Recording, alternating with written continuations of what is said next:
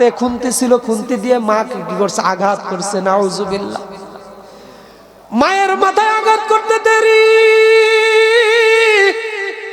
মায়ের অজ্ঞান হইতে দেরি করে নাই, মায়ের মাথা থেকে রক্ত বের হইতে দেরি হয় নাই। মা অজ্ঞান হয়ে পড়ে গেছে। সন্তান এবং সন্তানের স্ত্রী ঘরে যায়, তারা বসে আছে। মা অজ্ঞান হয়ে পড়ে আছে। একবারও সন্তান এবং সন্তানের বউ এসে ধরলো না, যায় রে মার কি অবস্থা। কিছু সময় পরে যখন মায়ের জ্ঞান ফিরে আসলো, ফিরে আসার পরে মা চিন্তা করলো, যে সন্তানকে 10 মাস 10 দিন পেটে ধারণ করেছি, যে সন্তানকে ছোটবেলা থেকে যাকে দুনিয়াতে এনেছি, দুনিয়াতে আনতে যে প্রসব বেদনায় কত কষ্ট করেছি, সেই সন্তান যেহেতু আমার গায়ে আঘাত করেছে, না জানি আমার এই সন্তান কিছুদিন পরে আমার একবারে মেরে ফেলে দেয় কিনা। এই চিন্তা ভাবনা করে মা বাড়ির থেকে কাপড় চোপড় যা ছিল সব নিয়ে বের হয়ে গেছে। যাওয়ার সময় আপনাদের যেমন পুকুর পাড়ে একটা মসজিদ, ওদেরও বাড়ির পাশে একটা মসজিদ, ওই মসজিদের দিকে তাকাইয়া মা ডাক দেয়া বলতেছে, রে মালিক,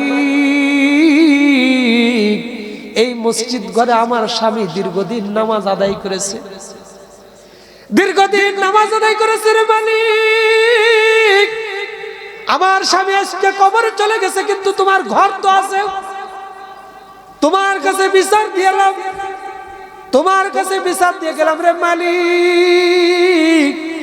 আমার সন্তান যেভাবে আমাকে আঘাত করে বাড়ির থেকে বের করে দিয়েছে, তুমি আমার সন্তানকে এমন ভাবে তার ব্রেনটা ওয়াশ করে দিও, যেন সে যেই স্ত্রীর কারণে আমাকে আঘাত করেছে ওই স্ত্রীকেও যেন না চিনতে পারে, এমনকি তার জীবন তার শরীরকেও যেন না চিনতে পারে। বলেন নাউজুবিল্লাহ। আপনি ভাবতেছেন আপনি আজকে মারা যান, কালকে আপনার সন্তান আপনার এই সম্পদ নিয়ে কাড়াকাড়ি শুরু করে দিবে। আমাদেরকে করোনায় দেখাই দিয়েছে না, বাবা মরতেছে, কবরে নিয়ে তো দূরের কথা, আগে বলতেছে যে আগে সম্পদ বন্টন করো। বিভিন্ন সময় আমরা মিডিয়াতেও দেখি, পত্রিকায় দেখি, মার লাশ বাবার লাশ রেখে দিয়েছে, 3 দিন হয়ে গেছে, 4 দিন হয়ে গেছে, কবর দেওয়ার কোনো খোঁজ নাই। কেন? সম্পদ আগে বন্টন করতে হবে, আগে সম্পদ বন্টন করতে হবে, তারপরে হলো কবর দেওয়ার চিন্তা ভাবনা। এজন্য সম্পদ আজকে আপনার হাতে, কালকে আরেকজনের হাতে। আপনার জন্মের আগে আপনি যে সম্পদটা গ্রহণ করেছেন, এই সম্পদটা আপনার আগে আরেকজনের কাছে ছিল। আপনি কিছুদিন পরে মারা যাবেন, মারা গেলে আপনার সম্পদ আরেকজনের কাছে চলে যাবে। এই জন্য রমজান মাস আল্লাহ রাব্বুল আলামিন আমাকে আপনাকে দিয়েছে ইবাদত করার মাস, ইবাদত করার মাস। যদি আপনি ইবাদত বন্দেগী না করি, তাহলে আমার আপনার মতো কপাল পোড়া আর কেউ হবে না। আল্লাহ তাআলা বারবার ঘোষণা দিয়েছে, বান্দা আমি তোমাকে মাফ করার জন্য কি লাগবে, ইফতারি দিয়েছি, তারাবি দিয়েছি, সাহারি দিয়েছি, ইতিকাফ দিয়েছি, প্রতিদিন রোজা রাখার সুযোগ করে দিয়েছি। তারপরে যদি তোমার জীবনের গুনাহ মাফ করাইতে না পারো, তাহলে কিছুই করার না। রাসূলুল্লাহ সাল্লাল্লাহু আলাইহি সাল্লাম রমজানের আগ মুহূর্তে মেম্বারে ওঠার সময় সাহাবীদেরকে ডাক দিয়ে বলতেছেন, আসো আমার একটু সামনে আসো। সাহাবীরা সামনে আসছে, রাসূলুল্লাহ সাল্লাল্লাহু আলাইহি সাল্লাম প্রথম মেম্বারে পা দিলেন, বললেন আমিন। দ্বিতীয় মেম্বারে পা দিলেন, বললেন আমিন। তৃতীয় মেম্বারে পা দিলেন, বললেন আমিন। সাহাবীরা বললেন, ইয়া রাসূলুল্লাহ, আপনি যেই শব্দগুলো ব্যবহার করছেন ইতিপূর্বে তো আমরা কখনো শুনি নাই। রাসূলুল্লাহ সাল্লাল্লাহু আলাইহি সাল্লাম বলছেন যে রমজান মাস পাইলো, তার জীবনের গুনাহ মাফ করাইতে পারলো না, তার মতো কপাল পোড়া, তার মতো হতভাগা আর কেউ নাই। জিবরাইল আমিন বলছে, জিবরাইল আমিনের সাথে আমার আমিনটা বলে সেই কথাটাকে আরো শক্তিশালী করে দিছি। এরপরে বলতেছে রমজান মাস আসলো, পিতামাতাকে পাইলো, পিতামাতার খেদমত করে তাদেরকে জান্নাত পর্যন্ত পৌঁছায় দিতে পারলো না, ওই ব্যক্তি ধ্বংস হোক। এই কথা জিবরাইল বলতে দেরি, রাসূলুল্লাহ সাল্লাল্লাহু আলাইহি সাল্লাম ওই কথাটাকে আরো শক্তিশালী করার জন্য উনি আমিন বলছে। এজন্য পিতামাতা আসছে, পিতামাতার কদর করা, তাদের খেদমত করা, তাদেরকে ভালো রাখা, এটা প্রত্যেকটা সন্তানের কর্তব্য। মুসলমান ভাইরা আমার, গত বছর চাঁদপুরে মাহফিলে গিয়েছিলাম, সেখানে এক যুবক দেখতেছি, হ্যামসাম এক যুবক। এই যুবক ইংরেজিতে কথা বলতেছে, ইংলিশে কথা বলতেছে, দেখে মনে হচ্ছে অনেক ভদ্রলোক, কিন্তু তার কথাবার্তায় বোঝা যাচ্ছে সে পাগল। তার কথাবার্তায় বোঝা যাইতেছে এই লোকটা পাগল। জিজ্ঞাসা করলাম এর অবস্থা এমন কেন, কি হয়েছে?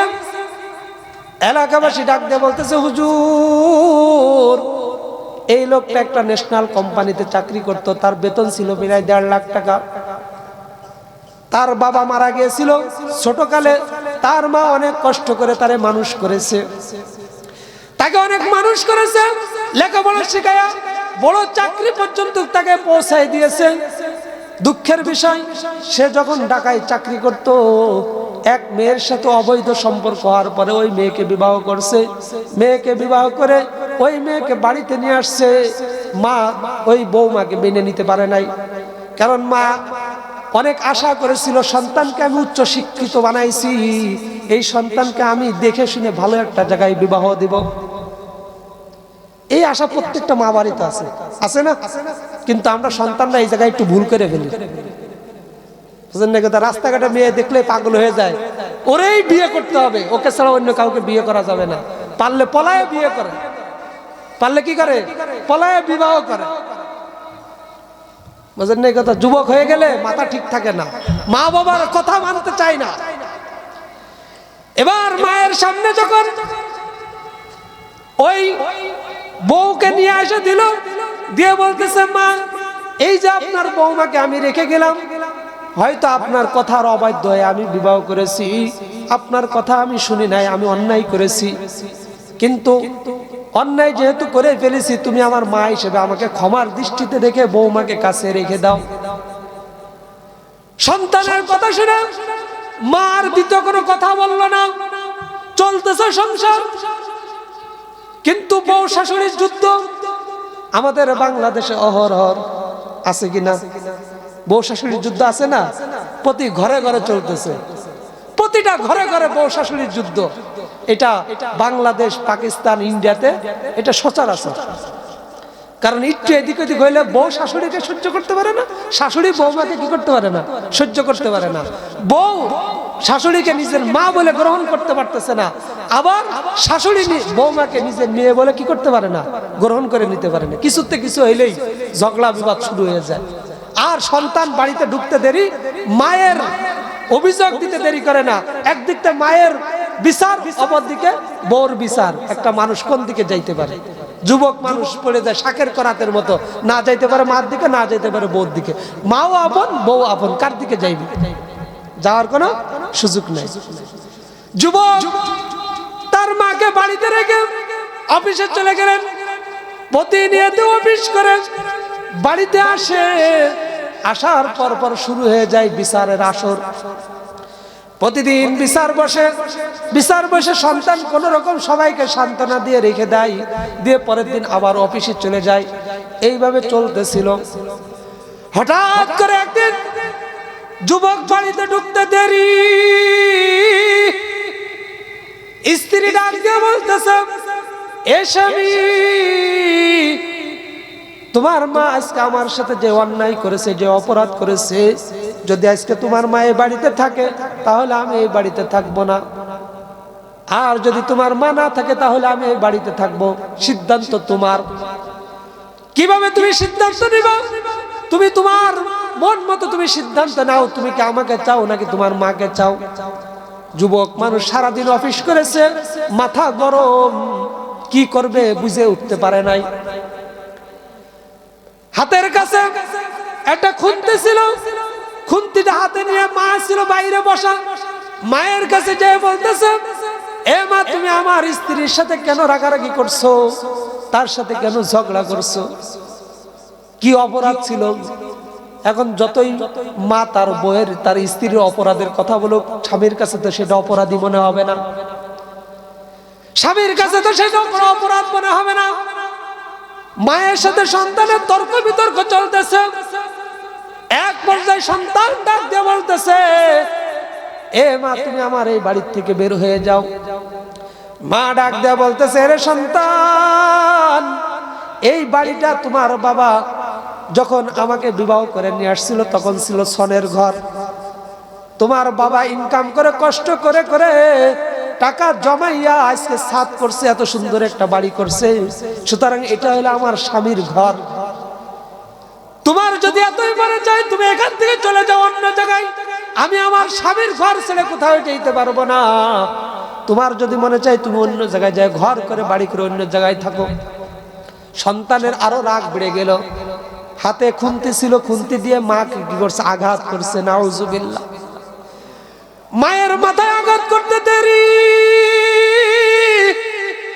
মায়ের অজ্ঞান হইতে দেরি করে নাই, মায়ের মাথা থেকে রক্ত বের হইতে দেরি হয় নাই। মা অজ্ঞান হয়ে পড়ে গেছে। সন্তান এবং সন্তানের স্ত্রী ঘরে যায়, তারা বসে আছে। মা অজ্ঞান হয়ে পড়ে আছে। একবারও সন্তান এবং সন্তানের বয়সে ধরলো না যায় রে মার কি অবস্থা। কিছু সময় পরে যখন মায়ের জ্ঞান ফিরে আসলো, ফিরে আসার পরে মা চিন্তা করলো, যে সন্তানকে 10 মাস 10 দিন পেটে ধারণ করেছি, যে সন্তানকে ছোটবেলা থেকে যাকে দুনিয়াতে এনেছি, দুনিয়া আনতে যে প্রসব বেদনায় কত কষ্ট করেছি, সেই সন্তান যেহেতু আমার গায়ে আঘাত করেছে, না জানি আমার এই সন্তান কিছুদিন পরে আমার একবারে মেরে ফেলে দেয় কিনা। এই চিন্তা ভাবনা করে মা বাড়ির থেকে কাপড় চুপড় যা ছিল সব নিয়ে বের হয়ে গেছে। যাওয়ার সময় আপনাদের যেমন পুকুর পাড়ে একটা মসজিদ, ওদেরও বাড়ির পাশে একটা মসজিদ, ওই মসজিদের দিকে তাকাইয়া মা ডাক দিয়া বলতেছে, রে মালিক, এই মসজিদ ঘরে আমার স্বামী দীর্ঘদিন নামাজ আদায় করেছে, দীর্ঘদিন নামাজ আদায় করেছে রে মালিক। আমার স্বামী আজকে কবরে চলে গেছে, কিন্তু তোমার ঘর তো আছে, তোমার কাছে বিচার দিলাম, তোমার কাছে বিচার দিয়ে গেলাম রে মালিক।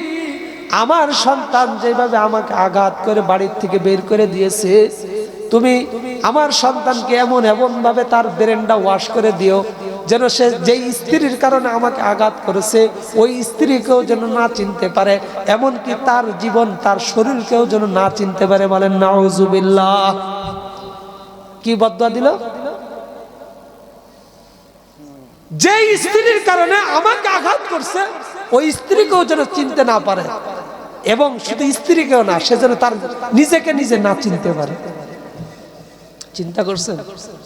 এজন্য বিশেষ করে আমরা মা বাবা সন্তানকে এমন সময় এমন এমন বদদুয়া দিই, আমরা বুঝি না, আমরা বুঝি না। আছে না অনেক সময় মা ডাক দিয়ে বলে, আমাকে না জানে রাস্তায় গিয়ে গাড়ির তলে পড়ে মরতে পারো না, নাউজুবিল্লাহ, পুকুরে যায় ডুবে মরতে পারো না। এই সমস্ত বদদুয়া দিই কিনা আমরা মা বাবা? হয়তো আপনি এমনি বলতেছেন, আল্লাহ তাআলা এগুলো কবুল করে নেয়, এগুলো কবুল করে নেয় আল্লাহ তাআলা। এবার ওই চাওয়ালা ডাকতে বলতেছে, হুজুর, তার মা এই কথা বলে কোথায় চলে গেছে আর খুঁজে পাওয়া যায় নাই। পরের দিন সকাল হইতে দেরি, এই সন্তানটা পাগল হয়ে উলঙ্গ অবস্থায় ঘর থেকে বের হইতে দেরি হয় নাই। বলেন নাউজুবিল্লাহ। চিন্তা করছেন? মা বাবার বদদুয়া কবুল হইতে সময় লাগে না। এজন্য সন্তান যতই অপরাধ করুক, যতই অন্যায় করুক, সন্তানকে বদদুয়া দিবেন না, সন্তানকে বদদুয়া দিবেন না। সময় নাই, নাহলে বলতাম। আমাদের কাবার ইমাম সাহেব আছে না, মক্কা শরীফের ইমাম সাহেব আছে না, উনি 37 বছর ধরে কি করতেছে? মক্কা শরীফ ইমামতি করতেছে। 37 বছর মক্কা শরীফ ইমামতি করতেছে। ওনাকে জিজ্ঞাসা করা হলো, আপনি কার দুয়ার বদৌলতে আজকে 37 বছর ধরে আপনার কোনো রিপোর্ট নাই, কোনো ব্যাক রিপোর্ট নাই, কোনো কিছুই নাই, সুনামের সাথে আপনি ইবাদত বন্দেগী করতেছেন? তার তেলাওয়াত শুনলে অটোমেটিক চোখ দিয়ে পানি চলে আসে, তেলাওয়াত শুনতে মনে চায়। বলছিল অনেক লম্বা ঘটনা, যে আমি ছোটবেলায় আমার মা রান্না করতেছিল, বাড়িতে মেহমান ভর্তি, দুপুরের খাবারের আয়োজন করা হচ্ছে, সব রান্না হয়ে গেছে, দুম্বার গোস্ত রান্না চলতেছে। আমি আমার মায়ের সাথে দুষ্টামি করতে করতে, আমাদের সমাজে তো বালু বেশি, আরব দেশে তো বালু বেশি, এক মুঠ বালু নিয়ে গোস্ত রান্না কমপ্লিট, নামাবে নামাবে এমন একটা মুহূর্তে কি করলো, এক মুঠ বালু নিয়ে ওই গোস্তর ভিতর দিয়ে দিয়েছে, রান্না করা গোস্ত। চিন্তা করেন তো, এখানে আপনারা যারা আছেন, আপনার সন্তান যদি এই করতে, কি করতেন বলেন? দাদা মারতো, দাদি মারতো, বাপে মারতো, মামা মারতো, চাচা মারতো, মনে করেন গোষ্ঠী যারা আছেন সবাই মিলে তারা কি করতো? আঘাত করতো। আর ঘর থেকেই বের করে দিত যে এতগুলো মেহমান রয়েছে তাদেরকে খাবার দেব, তোমরা আমার মান সম্মান শেষ করে দিলে। কিন্তু ওনার মা কোনো কিছুই বলল না, খালি একটা শব্দ বের করলো যে আমার সাথে এই আচরণ না করে, আমাকে ডিস্টার্ব না করে কাবা ঘরে যে ইমামতি করতে পারো না? বলেন না সুবহানাল্লাহ। বলতেছে আমার মায়ের ওই দুয়ার বরকতে আমি এই 37 বছর ধরে কাবার ইমামতি করি। বুঝেন না কথা? রাগের মাথায় তো অনেক কিছুই বলতে পারতো, কিছুই বলে না। রাগের মাথায় শুধু এতটুকু বলছে যে আমাকে ডিস্টার্ব না করে কাবা শরীফে যে ইমামতি করতে পারো না। চিন্তা করছেন? এজন্য সন্তানকে কখনো কি করা যাবে না, বদদুয়া দেওয়া যাবে না। আর যুবক ভাইয়েরা, মা বাবার সাথে এমন কোন আচরণ করো না যে আচরণের কারণে মা বাবা তোমাকে কি করে, বদদুয়া দেয়।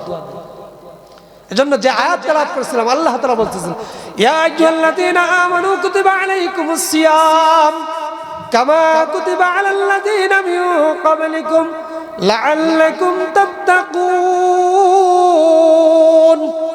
আল্লাহ তাআলা খুব মায়া করে আদর করে ডাক দিয়ে বলতেছে ইয়া আইয়ুহাল্লাযীনা আমানু, ঈমানদারদেরকে ডাক দিয়ে বলতেছে, কোনো বেঈমানকে না, কোনো কাফেরকে না। আল্লাহ তাআলা ঈমানদারদেরকে, যারা ঈমান আনছে, আল্লাহ তাআলাকে বিশ্বাস করে, রাসূলকে বিশ্বাস করে, তাদেরকে ডাক দিয়ে বলতেছে আমি তোমাদের উপর রোজাকে ফরজ করে দিলাম, রোজা রাখো। রোজা রাখলে লাভ কি? আল্লাহ তাআলা বলছে লাআল্লাকুম তাত্তাকুন, মুত্তাকি হইতে পারবা, মুত্তাকি হইতে পারবো, অন্য কোনো কিছু না। তোমার লাভ হবে, আমার কোনো কিছু হবে না। তুমি রোজা রাখবা, আমি আল্লাহ তোমার গুনাহ মাফ করে দেব। তুমি রমজান মাসে ইবাদত বন্দেগী করবা, আমি আল্লাহ তাআলা তোমার জাহান্নামের আগুন থেকে কি করে দেব, সরায়া দেব। তুমি ইবাদত বন্দেগী করবা, রমজান মাসে রোজা রাখবা, তুমি যদি অন্যায় করে থাকো, অপরাধ করে থাকো, আমি আল্লাহ তাআলা রমজান মাস শেষ আমি তোমার কি করে দেব, সব গুনাহ মাফ করে দেব। কতদিন? মাত্র 30 দিন। কয়দিন? মাত্র 30 দিন। এমনও হইতে পারে আল্লাহ তাআলা একদিন কমায়ও দিতে পারে, 29টাও হইতে পারে, কিন্তু 31 দিন না। আল্লাহ তাআলা মাত্র 30টা দিন আপনার কাছে চাইছে, বেশি চাই না, মাত্র 30টা দিন। 30টা দিন আমার রোজা রাখা। আফসোসের বিষয় কি জানেন? রমজান মাসেও আমরা রোজা রাখি না। বয়স্ক লোক বলেন, যুবক, এখন একটা ট্র্যাডিশনাল হয়ে গেছে যে রমজান মাস আসলে যুবক ভাইরা 2-4 দিন রোজা রাখে, এরপর আর রোজার কাছেও যায় না, ধারে কাছেও যায় না,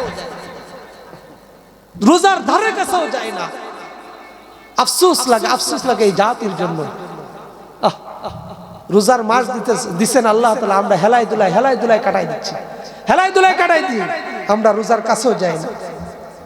এই জন্য আল্লাহ তাআলা বারবার আমাকে আপনাকে দিয়ে বলতেছে, বান্দা তুমি আসো, আমার কাছে আসো, আমার কুদরতি পায়ে একটা সেজদা দাও, কিচ্ছুই লাগবে না, খালি একটা সেজদা দিবা, একটা সেজদা দাও, একটা, বেশি না, একটা সেজদা দাও। বলবেন হুজুর, জীবন যদি আমার 45 বছর, বলে 60 বছর বয়স হয়, 60 বছরে যদি আমার বয়স হয়, কত সেজদা দিছে আল্লাহর কুদরতি পায়ে? প্রশ্ন করলে অনেকেই ভুল উত্তর দিবেন যে আপনি সেজদা দিছেন, ইমাম সাহেব গেছে, আপনিও গেছেন, ইমাম সাহেব উঠছে, আপনি উঠছেন, দায় ঠেকা সেজদা দিছেন, সুন্নত পড়তে হবে, দায় ঠেকা সুন্নত পড়ছেন, নফল পড়তে হবে, দায় ঠেকা নফল পড়ছেন। এছাড়া আপনি আপনার ইখলাসের নিয়তে একমাত্র মালিককে রাজি করার জন্য, একমাত্র মালিককে খুশি করার জন্য একটা সেজদা আপনার জীবনে আছে। বয়স হইতে পারে আপনার 70 বছর, একটা সেজদা আছে কারণ খুঁজলে পাওয়া যাবে না। একটা রাকাত নামাজ আছে, খুঁজলে পাওয়া যাবে না। আপনি 70 বছর পড়তে পারেন, 80 বছর নামাজ পড়তে পারেন, 80 বছর নামাজ পড়তে পারেন, কিন্তু আপনার যদি একটা সেজদা না থাকে, 80 বছরে আপনি সেই ইবাদত বন্দেগী করতে, একটা সেজদা যদি আপনার না থাকে, কি লাভ হবে বল? কি হবে এটা? আল্লাহ তাআলা যদি বলে যে তুমি 80 বছর নামাজ পড়ছো, কই আমল নামায় তো তোমার কোনো নাই, কোনো সেজদাই নাই, কোনো নামাজই নাই, তখন কি উত্তর দিবেন বলেন? এজন্য ইখলাসের সাথে যেইভাবে আল্লাহ তাআলা খুশি হয়, যেইভাবে সেজদা দিলে আল্লাহ তাআলা খুশি হবে, ওইভাবে সেজদা দিতে হবে। যেইভাবে সেজদা দিলে আল্লাহ তাআলা খুশি হবে, আমার উপর আল্লাহ তাআলা যেই রাগ অবস্থায় আছে, রাগান্বিত অবস্থায় আছে, ওই রাগান্বিত অবস্থায় দূরে যাবে, ওইভাবে সেজদা দিতে হবে। রমজান মাস 30টা দিন যদি আমি আপনি ওইভাবে ইখলাসওয়ালা একটা সেজদা যদি না দিতে পারি, রমজান পরে যদি মারা যায়, বা ওই রমজানেই যদি আমি আপনি মারা যাই, তাহলে আল্লাহ তাআলা যদি জিজ্ঞাসা করে, তোমাকে রমজান দিলাম, ইফতারি দিলাম, তারাবি দিলাম, সাহারি দিলাম, এরপরে তোমাকে শবে কদর দিলাম, ইতিকাফ দিলাম, কই তোমার আমল নামায় তো কিচ্ছুই নাই, খালি। কি করছো? কই কিছুই তো নাই তোমার আমল নামায়। ইফতারির সময় ইফতারি নিয়ে ব্যস্ত ছিলে, কত রকমের আইটেম থাকার দরকার, সে আইটেম নিয়ে ব্যস্ত ছিলে। তারাবির সময় কয় রাকাত নামাজ পড়লে, আমি মুরব্বী হয়ে গেছি, এখন যদি 20 রাকাত নামাজ না পড়ি মানুষ আমাকে কি করবে? খারাপ বলবে। নামাজটা পড়েই যায়। অনেকে মনে করে যে মুখে যেহেতু দাঁড়িয়ে আছে, যদি তারাবি না পড়ে ঘুরে বেড়ায় মানুষ খারাপ বলবে, তারাবিটা পড়েই যায়। সাহারির সময় কি পরিমাণ আইটেম হলে সাহারিটা ভালো হবে, ওই আইটেমগুলো খুঁজে খুঁজে সাহারি খাইছি, কিন্তু যেইভাবে বরকতওয়ালা সাহারি দরকার সে বরকতওয়ালা সাহারি খাইতে পারি না, বরকতওয়ালা সাহারি খাইতে পারি না। এই জন্য আল্লাহ তাআলা আমাকে আপনাকে যেই উদ্দেশ্যে যেই নিয়তে রমজান মাস দিয়েছে, ওই নিয়ত যদি না হয়, ওই উদ্দেশ্য যদি পূরণ না হয়, তাহলে আমার আপনার মতো কপাল পোড়া আর কেউ হবে না। এই জন্য আসুন, আল্লাহ তাআলা যেই জন্য বলছেন লাআল্লাকুম তাত্তাকুন, মুত্তাকি হওয়ার জন্য আমাদেরকে রমজান মাস দিয়েছে, যে সেই রমজান মাসে মুত্তাকি হইতে পারে।